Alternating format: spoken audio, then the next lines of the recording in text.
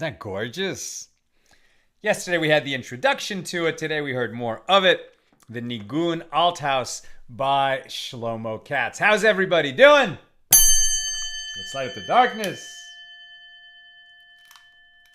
Light up the darkness.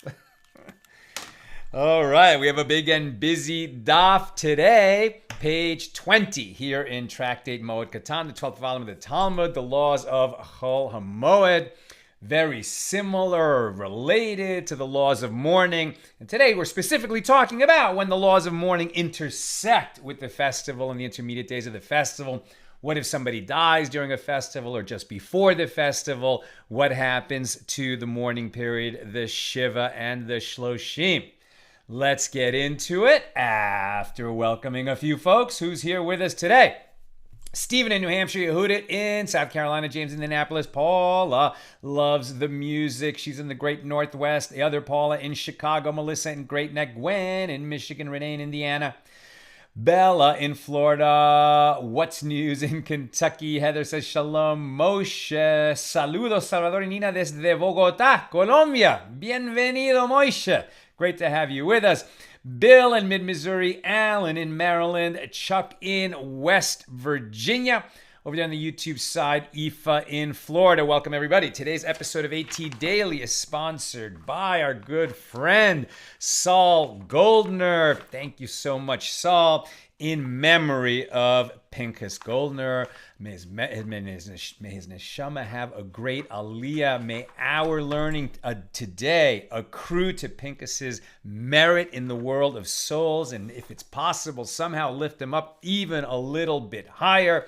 Saul, may you and Gabby and all the kids and grandkids and now great-grandkids be showered in blessings, and we say amen. And thank you for enabling us to share more Torah with more people around the world. Okay, we are going to pick it up near the bottom of the B side of page 19. Yesterday we did a double daf and didn't get quite to the end of page 19. So the Gemara asks about the shloshim, the 30-day mourning period, not as prohibitive, not as restrictive as the 7-day Shiva, but we don't return right to normal life after that mourning period for 30 days. And from where do we derive that the 30-day mourning period is 30 days long? Where do we get this number 30 days? So it's learned by way of a verbal analogy between the instance of the word para and a different instance of the word para that's stated with regard to the Nazir, the one who takes a vow of Naziris, not to benefit from the grapevine in any way, nor to cut hair. So here in the instructions that are given to Aaron not to mourn the deaths of his sons, it is written, let the hair of your heads not grow loose, tifrau. Leviticus 10:6, which indicates that ordinary mourners are required to grow their hair long. And there, with regard to the Nazir, it is written, he shall let the hair of his head grow long, para. So same root, same word. So just as there, in the case of the Nazir, he must grow his hair for 30 days, so too, here, a mourner must grow his hair for 30 days, right? So no haircut for 30 days. Okay, so we see that there's a connection. Both the Nazir lets his hair grow, the Mourner lets his hair grow, the Nazir 30 days, so the Mourner's going to be 30 days. But where do we get that the Nazir grows his hair for 30 days? That's not in the Torah. It doesn't say anything about the time period of that vow. The Nazir takes a vow that he's going to abstain. He should do it for a specific amount of time. And when that time period ends, or his vow gets annulled by probably a beis din of 3 rabbis, or maybe one sage is enough, then he can finally cut his hair, and he brings certain offerings for the conclusion of his Naziris. But nowhere in the Torah does it say 30 days. So where do we get this 30-day number for the Nazir? And the Gemara asks in there with regard to a Nazir, from where do we derive that he must grow his hair for 30 days? Nowhere is this explicitly stated with regard to the Nazir. And the Gemara answers, Rav Matana said, an unspecified Nazirus, when one takes a vow of Nazirus without specifying for how long, that's 30 days. The law is, if he doesn't say how long he's going to be a Nazir for, then we take his vow to be a 30-day vow. And what is the reason for this? The verse states, he shall be holy, and he shall let the hair of his head grow. That's Numbers 6:5. So the verb, he shall be, kadosh, holy, he shall be, yihiyeh. And yihiyeh, how is it spelled? Yud, hey, Yud, hey. Yud, 10th letter of the alphabet, has the numerical value of 10. Hey, 5th letter of the alphabet, has the numerical value 5. Yud, hey, 10, 5, 10, 5, adds up to 30. This is a gematria answer. So we often use gematria to say, hey, look, here's 2 words in Hebrew, since every Hebrew letter is also a number. Like, for instance, today is Rosh Chodesh, so a good Chodesh, Chodesh Tov to everybody. Today's the first day. Now it's nighttime, so we're going into the second day, but it's still Rosh Chodesh because it's a 2-day Rosh Chodesh. And it's the first day of what? Adar Aleph. This is the month of Adar. Normally, Adar has Purim in it. This is a Jewish leap year, so there's going to be 2 Adar, 2 Hebrew months of Adar, Adar 1 and Adar 2, called Adar Aleph and Adar Beis, right? Aleph, Beis, the first 2 letters also have the values 1 and 2. So normally we would say, hey, here's 2 Hebrew letters. If we add up the value of all those letters and it comes out to be the same number, so there's an important tie between those 2 words, right? And a famous one is yayin and sod, right? When wine comes in, secrets go out, and if you add up the values of the letters for the word wine and for secrets, I believe it's 70 in both cases, and so those words are tied together. And it can be, one of 2 ways. Either you drink too much wine and you speak things you shouldn't have said, secrets come out, or you drink wine for the purpose of discovering Torah's secrets, something we try to do a little bit of at Purim, and then we could discover something we wouldn't have discovered otherwise. Okay, so here, the sages actually did a gematria to establish the length of an unspecified Naziris from this word, Yihiyeh Kadosh, he will be holy, and he shall let his hair grow. 30 days he shall be holy and let his hair grow. And this implies that the unspecified Naziris extends for 30 days. And so, since we already saw there's a connection between the Naziris and the Mourner, so the 30 days of unspecified Naziris is the 30 days of the somewhat relaxed mourning practices, not the intense mourning of the 7-day Shiva, but he still doesn't get a haircut for 30 days, and that's how we know it's 30 days. Rav Huna, the son of Rav Yehoshua, said, everyone, including Abba Shaul, who says that part of a day is treated like a full day, agrees that when his third day of mourning occurs on the eve of the festival, the mourner is prohibited from bathing his body until the evening. In this case, the principle, right, we also don't bathe while we're in the 7-day Shiva. So now we're getting into this situation where somebody's close relative died 3 days before Passover or 3 days before Sukkot. Right now, right before the festival, that's when we're supposed to shave, get a haircut, launder our clothes, and really get ready for the festival. But if you're a mourner, you can't do those things, right? But what's happening is that Shiva is going to be interrupted by the festival, right? So because the relative died some days before the festival began, he's going to begin his Shiva, then the festival is going to interrupt it, and he's not going to resume his Shiva. The rest of the Shiva is nullified. Since that Shiva is going to end, right? It's going to end when the festival interrupts it. So can he bathe before the festival starts? And here we're learning so he can bathe toward evening or in the evening. And Rav Nehemiah, the son of Rav Yehoshua, said, I once found Rav Papi and Rav Papa sitting together and saying, the law is in accordance with the opinion of Rav Huna, the son of Rav Yehoshua. And there are those who say a different version of the tradition. Rav Nehemiah, the son of Rav Yosef, said, I once found Rav Papi, Rav Papa, and Rav Huna, the son of Rav Yehoshua, sitting together and saying, everyone concedes that when the third day of mourning occurs on the eve of the festival, the mourner is prohibited from bathing his body until the evening. He can cut his hair earlier in the day, right? Because part of a day is like the whole day, according to Abba Shaul. His mourning is going to end on that day. Since it's going to end on that day, so he might, as soon as that day breaks, that's already part of a day, okay? Now his mourning is over and he can shave and cut his hair. Why is it that bathing, he has to wait until evening, whereas he could shave and cut his hair in the morning? And the reason is because during the festival itself, the full-fledged festival, there's certainly no shaving or cutting hair. But bathing, you can wash yourself a little bit. You can't take a bath, you can't get in the shower, but you can wash parts of yourself. And so since some aspect of bathing is permitted during the festival, it's not fully canceled, those practices before as the festival begins, that those practices from the mourning period. And so the sages say it's going to wait till the evening. Abaye inquired of Rav, if one buried his dead relative on the festival itself. Abaye inquired of Rav, if one buried his dead relative on the festival itself, right? So now the person died during the festival and was buried during the festival.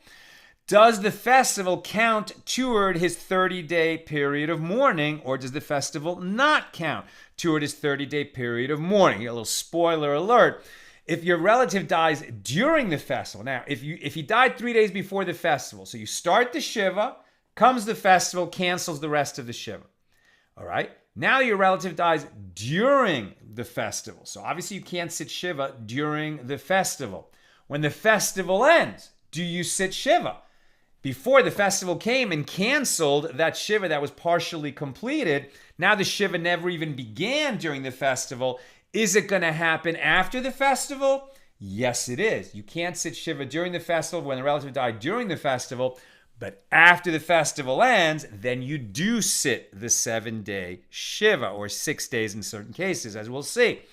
What about the 30-day period? Do the days during the festival that you can't sit Shiva, do they count toward the 30-day shloshim, at the end of which you can finally cut your hair? Yes, they do. That's what's being asked here. Do they count toward his 30-day period of mourning, or does the festival not count toward his 30-day period of mourning? And Abaye elaborated on his question. I do not ask whether or not the festival counts toward his 7-day period of mourning, the Shiva, because the obligation to observe 7 days of mourning does not apply at all during the festival, and therefore he must certainly observe the 7-day mourning period beginning from after the festival. What I'm asking is with regard to the 30-day period of mourning, because certain aspects of the mitzvah of the 30-day mourning period do in fact apply during the festival. For example, the prohibitions to launder clothes and cut hair. What then is the law? Do the days of the festival count toward the 30 days or not? And Rava said to him, the festival does not count toward the 30 days. Abaye raised an objection from Rava's opinion from the following Baraisa. To Rava's opinion from the following Baraisa. If one buries his dead relative 2 days before a festival, he must count 5 days of mourning after the festival. And during this period, his work is performed for him by others. And his men servants and maid servants do this work in private inside the house. And the public need not occupy themselves with him, coming over to console him. For they already occupied themselves with him when they came to console him during the festival.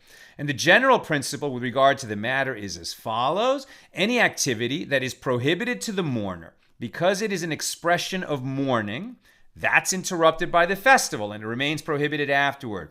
And anything that involves the public's occupation with the mourner, in other words, coming to the mourner to console him and comfort him, is not interrupted by the festival, because people can come to you and comfort and console you even during the festival. You're not sitting Shiva, but they can come and comfort you. So if he buries his relative 3 days before the end of the festival, now, right, so during the festival, the relative died, and he got buried 3 days before the end of the festival. So then the mourner must count 7 days of mourning after the festival, because his mourning never began. On the first 4 days of his mourning, the public must occupy themselves with him and come to console him. On the last 3 days, however, the public need not occupy themselves with him, as they already occupied themselves with him during the festival. That is to say, they certainly came to console him during the festival, although the period of mourning did not actually begin for him until afterward. And the festival does count for him toward the 30-day mourning period. I'm going to skip a couple of paragraphs because it gets a little bit, intricate with the numbering. So let's just read the law, right? What is the law on this? Where does it come out? Someone whose relative died during the festival, okay? One whose close relative dies during the intermediate days of a festival observes the laws of acute mourning before the burial and until the deceased relative goes in the ground. So until then, he's an acute mourner. Afterward, he privately observes the customs of mourning, but it's not a Shiva where people come over and there's services in your house twice a day and people are coming and going all the time.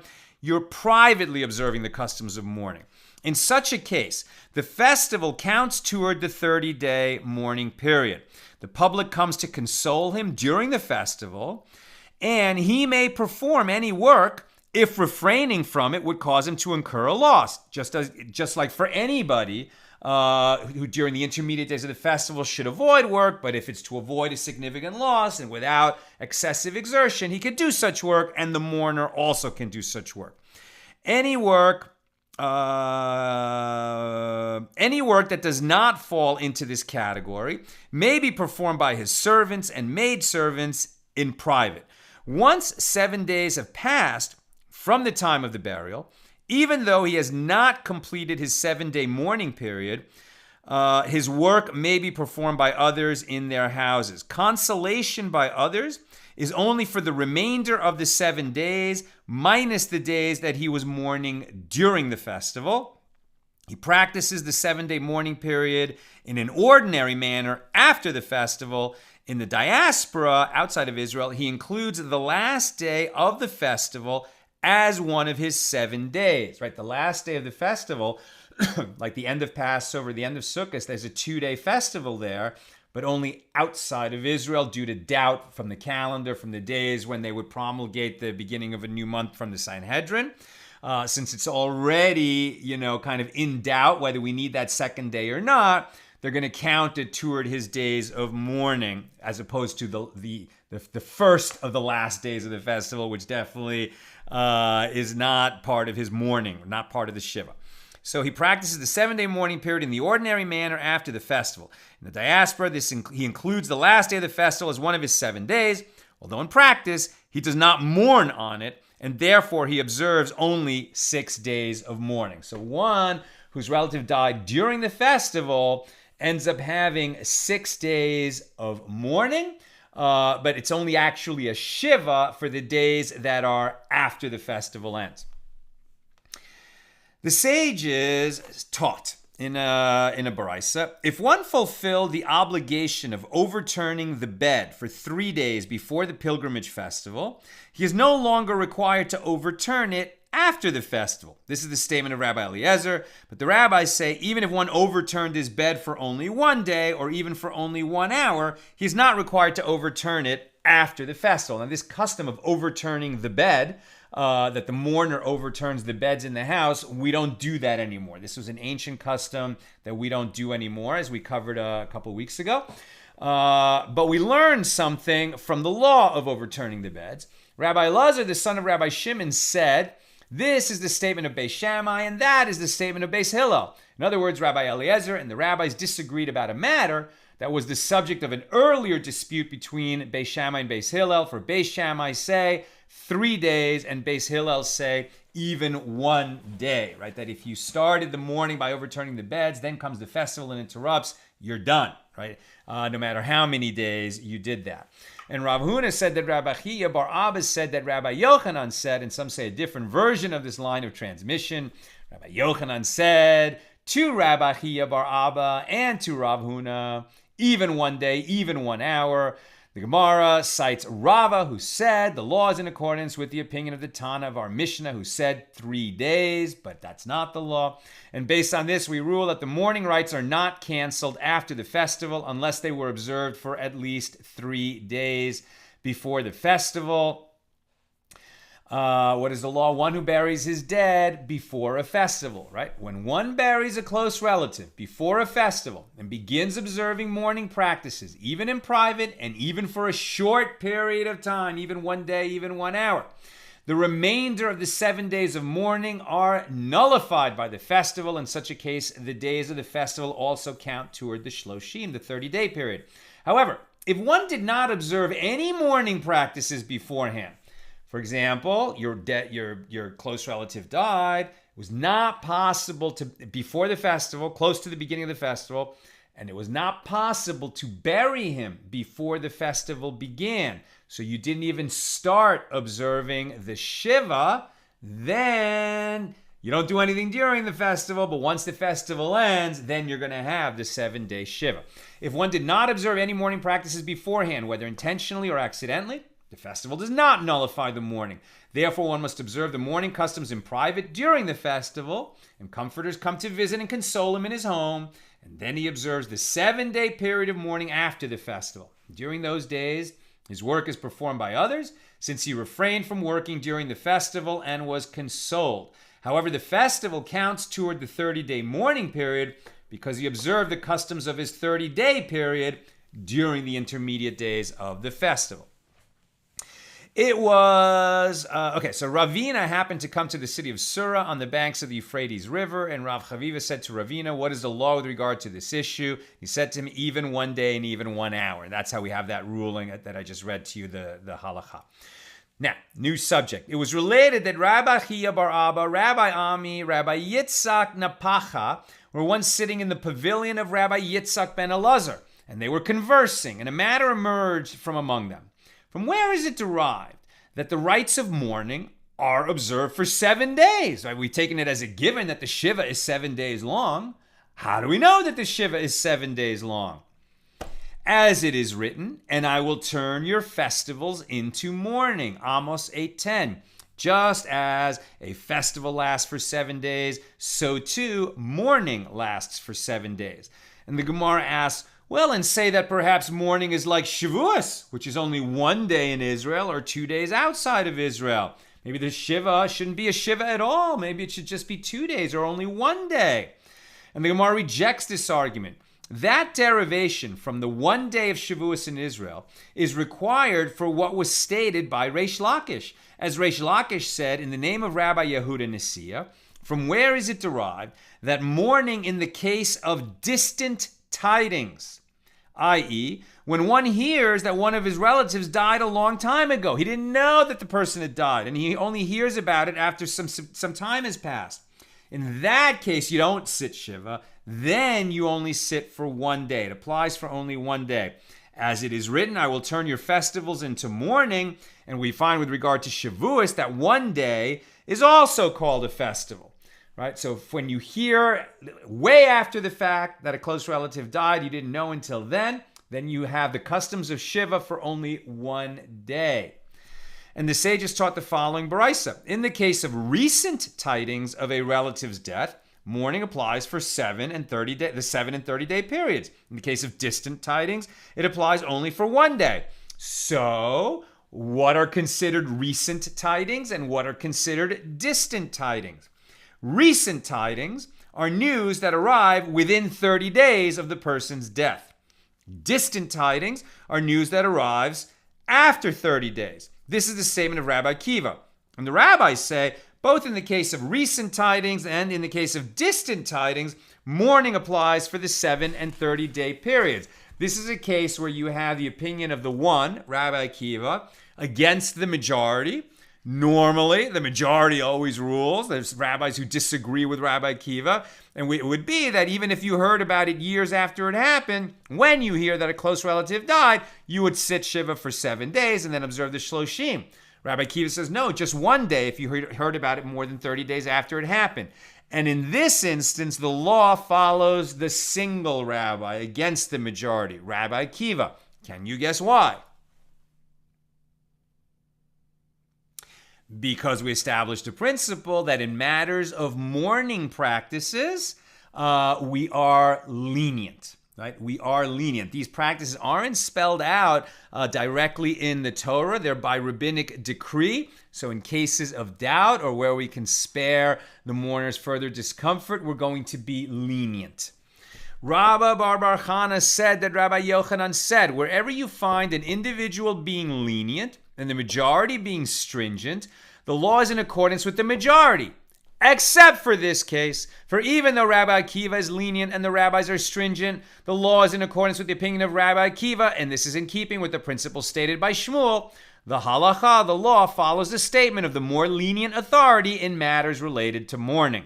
It was related that Rav Chanina received distant tidings of his father's death from Bechozai, and he came before Rav Chisda to ask what he should do. And Rav Chisda said to him, in the case of distant tidings, mourning applies for only one day.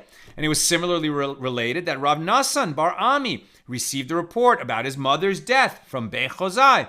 And he came before Rava, and Rava said to him, they said that in the case of distant tidings, mourning applies for only one day. And that is the law. And Rav Nassan raised an objection to Rava's opinion based on what was taught in a baraisa. That is the law for close relatives. But now there's a wrinkle. Rav Nassan raised an objection to Rava's opinion based on what was taught in a baraisa. In what case is this statement that mourning applies for only one day when you hear distant tidings more than 30 days after the death happened, and the mourning is only going to be one day long? When is that the case? In the case of the other 5 close relatives over whose death it is a mitzvah to mourn. And who are the other 5 close relatives? Son, daughter, brother, sister, and spouse. But for one's father or mother, God forbid, they died and you didn't hear about it until more than 30 days have passed, do you mourn your mom or dad when they die for only one day because you didn't hear about it for more than 30 days? No. For a parent, you always have a 7-day Shiva. And Rava said to him, well, wait a minute. This is an individual opinion, and we do not hold in accordance with his opinion. As it is taught in a baraisa, there was an incident, and the father of Rabbi Tzadok died in the city of Ginzak. And they informed him of his father's passing only after 3 years. He didn't know that his father had died until 3 years after it happened. And he came and asked Elisha ben Avuya and the elders with him what he should do. And Elisha ben Avuya said to him, observe the rites of mourning for 7 and 30 days. And when the son of Rabbi Achia died in the diaspora, and Rabbi Achia was informed about his passing a long time afterward, he sat in mourning for 7 and 30 days. Therefore, it is clear that this opinion was held only by a few individual sages, but it was not generally accepted. And the Gemara asks, is that so? That this is Rabbi Achia's opinion? But Rav was the son of Rabbi Achia's brother, and also the son of Rabbi Achia's sister. Wait, Rav was the son of Rabbi Chia's brother and Rabbi Chia's sister. Did a brother and sister marry each other? No. Rabbi Chia had a half-brother and a half-sister who were not related to each other at all because, right, both of his parents had remarried. Rabbi Chia's parents had remarried. So he had a half-brother and a half-sister who were not related to each other. They got married, and their son was Rav. But Rav was the son of Rabbi Chia's brother and also the son of Rabbi Chia's sister. When Rav went there to the land of Israel from Babel, his uncle Rabbi Chia said to him, "Is your father Ivu still alive?" Meaning, is my brother still alive? He hadn't had news in a long time. Not wishing to deliver, now we're on the B side of 20, not wishing to deliver unfortunate news, Rav said to him, "Is my mother still alive?" He knows whether his own mother is still alive or not, so he says, Rav was asked, "Is my brother," right? So Rav was asked, "Is your father still alive?" Right, by his father's brother. Rav answered, "Is my mother still alive?" In other words, why do you not ask me about my mother, who is your sister, whether she is still among the living? Rabbi Chia said to him, "Is your mother still alive?" Rav said to him, "Is my father still alive?" Rabbi Chia understood from Rav's failure to provide him with a straight answer to both of his questions that both his brother and his sister had passed away. Rabbi Chia immediately said to his servant, "Remove my shoes as a sign of mourning, and afterward carry my clothes behind me as I am going to the bathhouse." And the Gemara comments, learn 3 laws from this incident with Rabbi Chia. Learn from this that a mourner is prohibited from wearing shoes, leather shoes. And therefore Rabbi Chia removed his shoes upon hearing of the deaths of his brother and sister. And learn from this that in the case of distant tidings of a relative's death, the mourning rites apply for only 1 day and no more. Rabbi Chia had learned that his half-brother had died and that his half-sister had died, not one of his parents. And learn from this that the legal status of part of the day is like that of an entire day, as immediately following the removal of his shoes, Rabbi Chia went to the bathhouse. Right? Part of the day is like the whole day. He doesn't have to mourn the whole day. It's done but when he removes his shoes.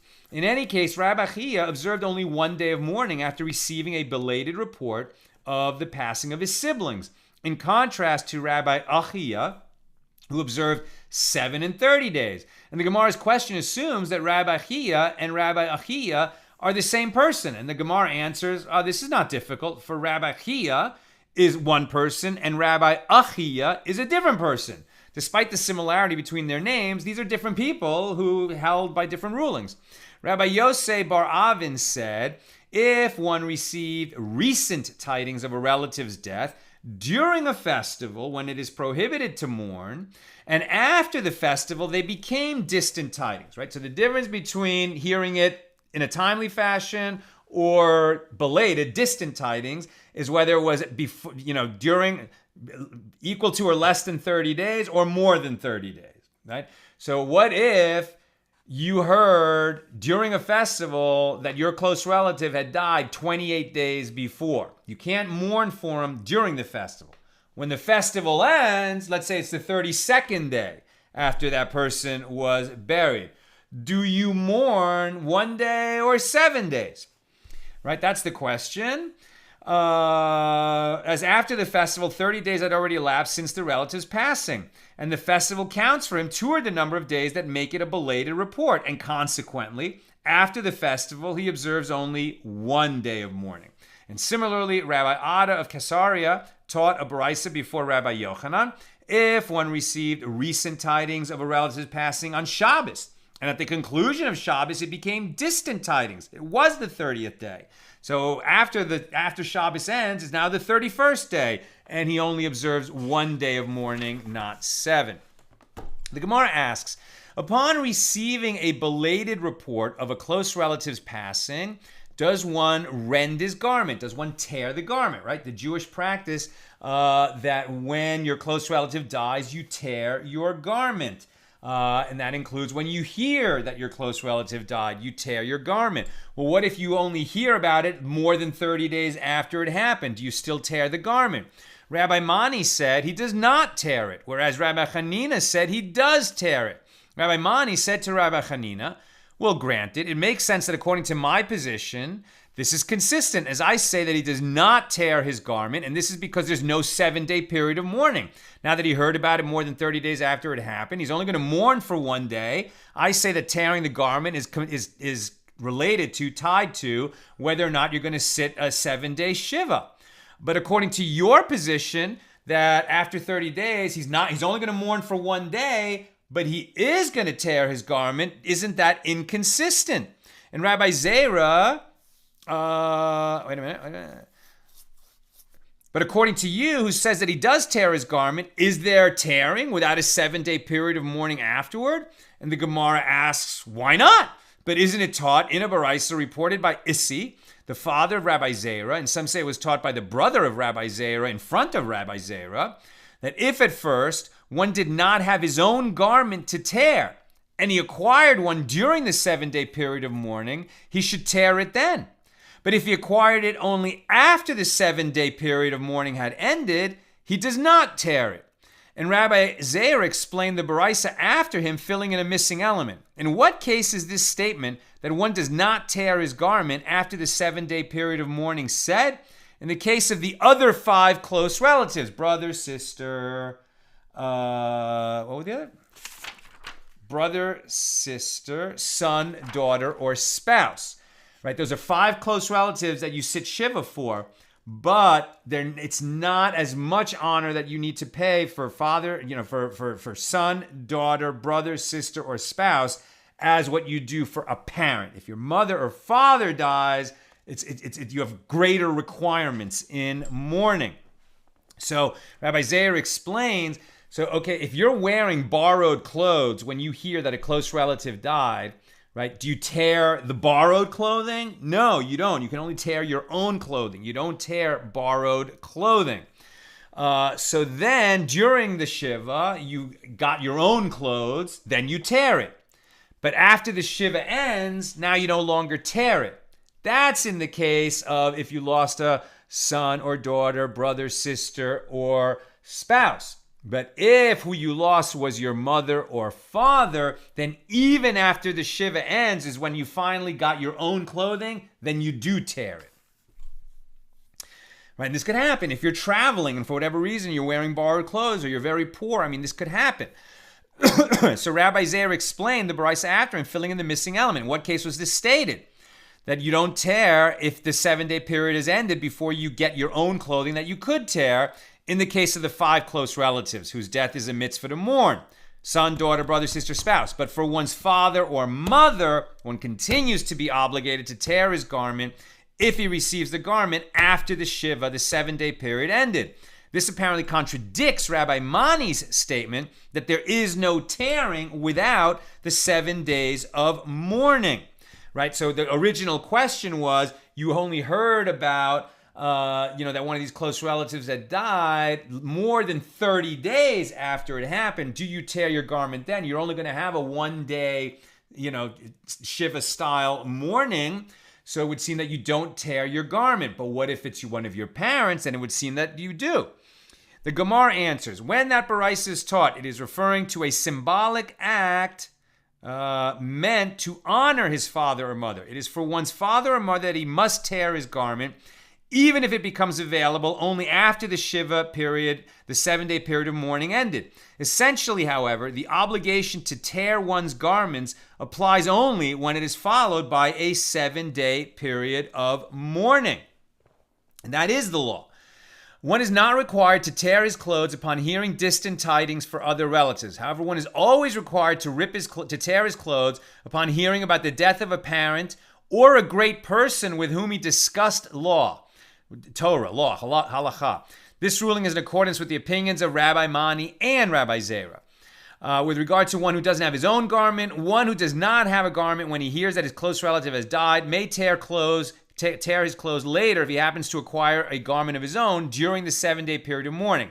However, after hearing about the death of one of his parents, he is required to tear his garment at any time afterward in accordance with the opinion of Rabbi Zera. So God forbid you're in a situation where you were disconnected, from your parent, and you didn't even hear that your mom or dad had died until 10 years after it happened. When you hear, you tear your clothing as long as it's your own clothing. And by the way, you don't tear up your clothes to bits, right? It's just a symbolic tear, usually done like at the collar. The sages taught with regard to all of the relatives mentioned in the Torah in the passage referring to priests, for which a priest becomes impure, right? A priest is not allowed to enter a cemetery or touch a corpse or walk over a grave unless one of his very close relatives has died, right? Those are the people for whom a Kohen, a priest, is permitted to become tameh, to become ritually impure. So the sages taught with regard to all the relatives mentioned in the Torah, in the passage referring to Kohanim, to the priests, for which a priest becomes impure, a mourner must mourn for them. And they are his wife, his father, his mother, his brother, his unmarried sister from the same father, his son, and his daughter. And the sages added other relatives to this list: his maternal brother and his unmarried sister from the same mother, and his married sister, whether from the same father or from the same mother. One mourns for these relatives, although a priest would not become impure for them, right? So bottom line, you sit Shiva for a son, daughter, brother, sister, spouse, mother, or father, right? And with respect to brothers and sisters, even if they're half sisters or half brothers, you sit Shiva for them.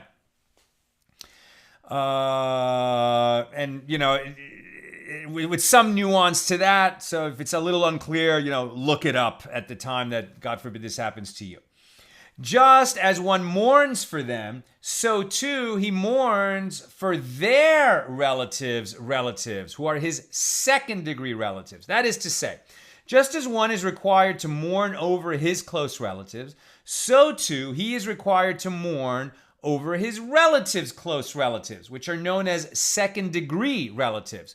For example, if his father's father or his son's son, right, your grandfather or your grandson, or your nephew or your brother's son, or the like, passed away, he joins his relatives in their mourning. This is the statement of Rabbi Akiva.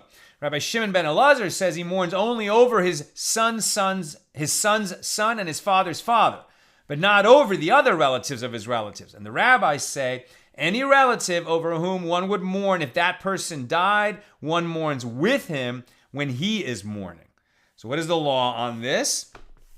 So in other words, if I would mourn for my brother, and God forbid my brother's, child that passed away, God forbid, then I would sit with my brother according to that ruling that we just heard. So what is the law? One is required to mourn with any family member over whom he would mourn if they were to die. This applies when they are in his presence. However, outside of their presence, one is not required to observe mourning practices in accordance with the opinion of the rabbis, right? So if your close relative, who if they died, you would mourn for them, they lose a close relative. Okay, if you join them, right? If you journey to be with them when they are in mourning, then you sit and mourn with them. But when you leave that house, when you return home to your house, you don't continue that Shiva at your own house. You only sit with them. You mourn with them. Although a man is required to mourn for his wife, he mourns with her only over the death of her father or mother. Similarly, she is required to mourn with him only when one of his parents dies, but not when he loses another close family member. The Rima writes that nowadays, the custom is to be lenient with regard to this type of mourning, and one does not observe mourning practices for second-degree relatives, right? So even though that is kind of the law on the books, it's not done that way anymore. When I first read that, I'm like, oh my gosh, Nina went through mourning when she lost, we lost such a great man, Nina's dad. I didn't sit Shiva. I was more like being of service to Nina during that period. And I was like, did I do something wrong? No, because we don't do it that way anymore. The Rima writes that nowadays the custom is to be lenient with regard to this type of mourning, and one does not observe the mourning practices for second-degree relatives. This has become common practice, and one who is stringent with regard to this issue is considered to be acting in a peculiar manner. So if your spouse loses their parent, you just help them get through the mourning, but you don't sit Shiva with them. It is generally accepted that one practices certain customs of mourning during the first week after the death of a relative who is not one of those for whom one is required to mourn formally. This includes all those whose family relationship would prohibit giving joint testimony. In such circumstances, one does not bathe or change clothes, and in some places, other customs of mourning are observed as well. This applies specifically to recent tidings, not when you hear about it more than 30 days after the death happened. One who wishes may act stringently and mourn formally for a person for whom he is not required to mourn or wear black clothes for him, but you don't sit Shiva for that person, right? So if your spouse loses a parent, read up on this, right? You don't sit Shiva with them. Your job is to be of help to your spouse who's in deep mourning. But it sounds like you might, refrain from bathing or changing clothes during that Shiva, and that can be a supportive thing to do. I'm almost done, so if you have questions or comments, get them in. As it is taught in a baraisa, one whose father-in-law or mother-in-law died, he may not force his wife to paint her eyelids or put rouge on her face while she is in mourning. Rather, he should overturn his bed and observe the rites of mourning with her. And similarly, when his father-in-law or mother-in-law dies, when her father-in-law or mother-in-law dies, she may not paint her eyelids or put rouge on her face. Rather, she should overturn her bed and practice the rites of mourning with him. And it was taught in another baraisa, even though the sages said that a husband may not force his wife to paint her eyelids or put rouge on her face when she is in mourning, i.e. that she may not treat her mourning lightly. Actually, they said that she may pour his cup of wine, make his bed, and wash his face, hands, and feet, as these activities are expressions of affection between husband and wife rather than unnecessary adornment or belittlement of the mourning. These two baraisas contradict each other. The first baraisa indicates that the husband must practice the rites of mourning together with his wife, whereas the second one bars him only from forcing her to treat her own mourning lightly. Rather, must one not conclude from this as follows. Here, where one is required to observe the halachas of mourning together with his wife, the baraisa is referring to the death of his father-in-law or mother-in-law. There, where one is not required to mourn, the baraisa is referring to the death of his wife's other relatives for whom she is required to mourn. And the Gemara conclude from this, that this is the case, and this is also taught in a baraisa. The sages said that one is required to observe the rites of mourning in honor of his wife only when she is mourning over her father or her mother. Again, that's not quite the law, so if you're ever in that situation, do some further research about the role of a spouse when the other spouse is sitting Shiva. All right, let's check out questions or comments on page 20. Bracha Bani. When you were talking about the people standing around the dead person, was he talking about Hevra Kaddisha? I'm sorry, was I talking about that today?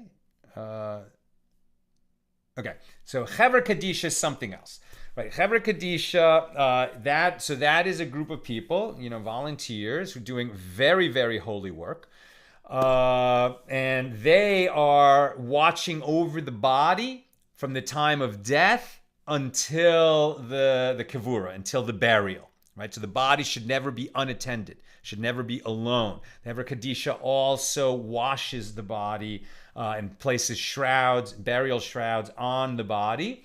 The people who do that work, it's just incredibly holy work. You're there for people at one of the most difficult times of their lives, and we really honor the members of every city's Hevra Kaddish society. Sharon. When my mother-in-law passed away, so Sharon's husband's mother, passed away the day before Erev Sukkot, right? So 2 days before Sukkot, exactly what we're talking about. So we had no Shiva or shloshim, all according to a rabbi. So we really had no true Shiva minyan. We also had no makeup days, as this daf seems to specify. Which did I misunderstand? Right, so it would seem like, since the death was very close to the festival, but not during it, but they didn't. Probably took a little time to bury, so they didn't sit Shiva before the festival. According to what we read today, maybe they would have had this Shiva after the festival, but the festival days themselves would have counted toward the 30-day period. That's according to what we read here. This is why I'm saying these laws, quite complex, quite nuanced. There may well have been some other situation or condition. Maybe they did some partial, they didn't quite sit Shiva, but still there was some, they were involved in the mourning practices, the acute mourning practices between death and burial. So whatever the reason was, they consulted with their rabbi and received instruction from the rabbi that, okay, there's going to be no Shiva, no shloshim, because it was all canceled by the festival, I guess, right? So I'm not sure. I'm not sure what happened there. I'd have to do a deeper dive into these laws as they're practiced today, right? Again, this is one of those very good examples of why we don't paskin halacha from the Gemara. Right? It seems like we got to the place and we read the halachas in the margin from Rav Steinsaltz, which is modern practice. But there's always like situations and stipulations that can be occurring in a specific situation that requires, further, deeper knowledge of the law than our, somewhat cursory examination here. Stephen, am I exempt from sitting Shiva if my Jewish daughter, God forbid, dies? I am not a Jew. If you're not a Jew, I don't think these laws apply to you. I don't see how they could, you would, if somebody else is sitting Shiva for your daughter, like her husband or her child, God forbid any of this would ever happen. I think it would be your role to be very supportive to them and help them through that period. And I'm sure you would do that, Stephen, because you're a mensch. But in terms of you sitting Shiva, I don't think so. I mean, again, that's a deeper question to discuss with the rabbi, but I don't see how a non-Jew could sit Shiva, because these laws are specifically tied to Jews, right? Even the Noahide laws don't mention something like this. The laws that universally, the 7 laws that apply to all humans, but I think these are laws that bind Jews, not non-Jews, I think.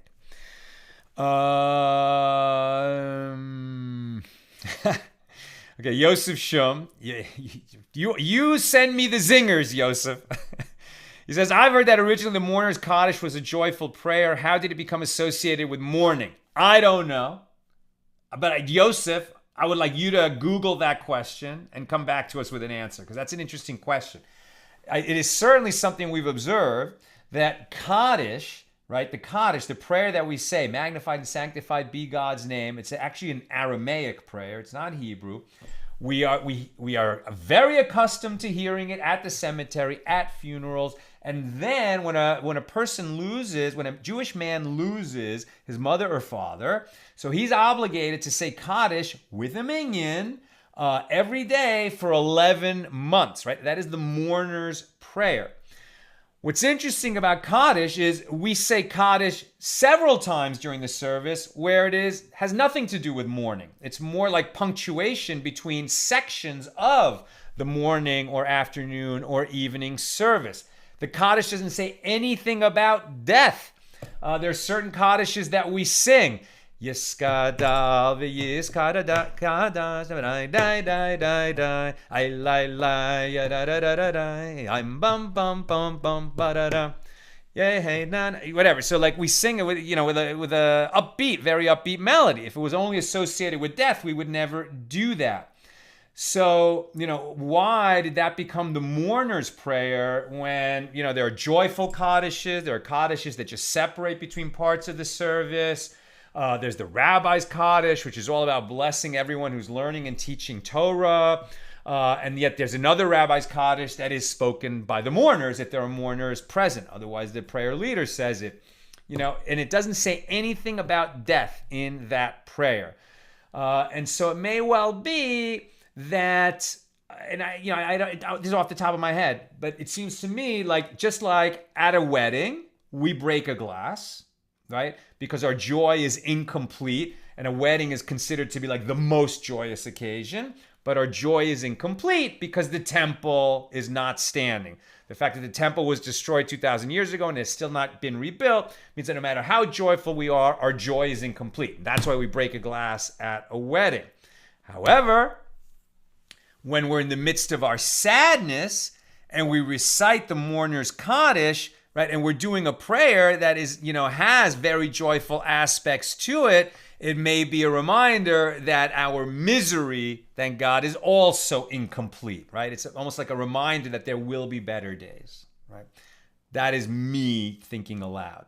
But I would like you, Yosef, to look this up and report back to us if there's more than what I've mentioned.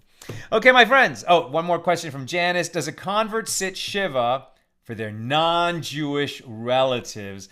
I don't think so. Right. I don't think so. And that's why, for example, when one becomes a Jew, right, and you get a Jewish name, you get a Hebrew name, like I'm Yoel ben Avinoam, right? Yoel, the son of Avinoam, my dad.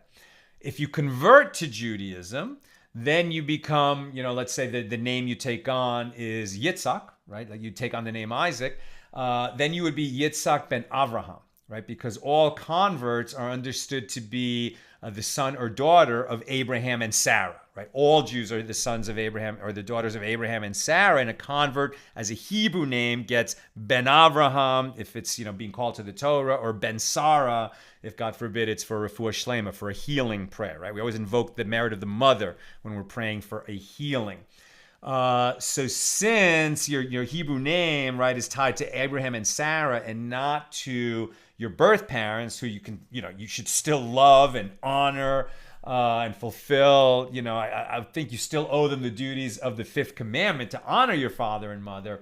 But I don't think you sit Shiva for a non-Jewish relative. I'm pretty sure you don't, but, please do further research on that. That is a question easily Googled.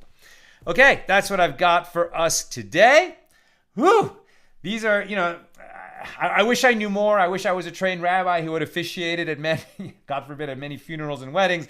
That's why rabbis really know this body of law. Any practicing congregational rabbi, they're going to know a lot more than I do because it comes up all the time. And as you can see, there's a lot of really important, relevant questions.